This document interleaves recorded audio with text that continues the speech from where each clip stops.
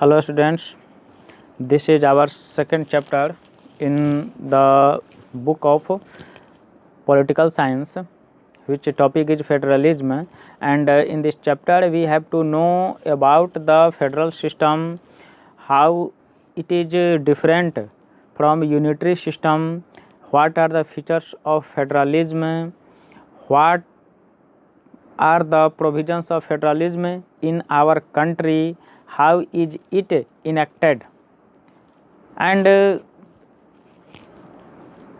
also we have to know in this chapter about the decentralization.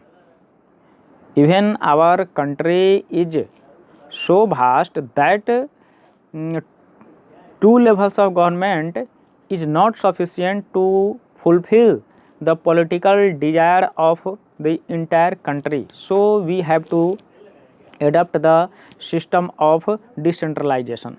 Now we have to focus at first the federal system. As you may see on your screen, federalism is a system of government in which the power is divided between a central authority and various constituent units of the country. It means there are at least two levels of government.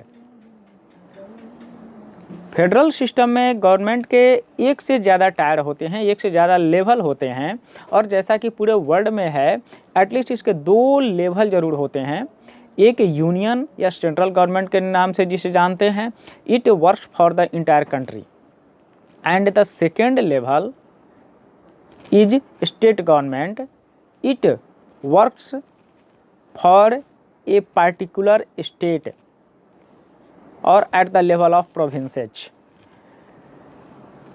ये जो दो level हैं union government और state government के रूप में, ये दोनों ही अलग अलग वर्क करते हैं, इंडिपेंडेंट होकर के वर्क करते हैं. इनका अपना एक जुरिस्डिक्शन होता है. Both this levels of governments enjoy their power independent of the other. एक दूसरे से ये कंट्रोल नहीं होते हैं, इंडिपेंडेंट होकर के अपने अपने पावर को यूज करते हैं. The central government can not order the state government.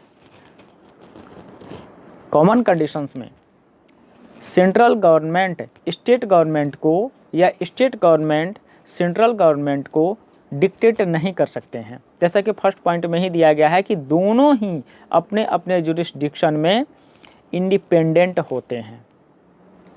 And the third is state has power of its own for which it is not answerable to the center. State के पास भी अपने power होते हैं और वह centre के लिए answerable नहीं होता है.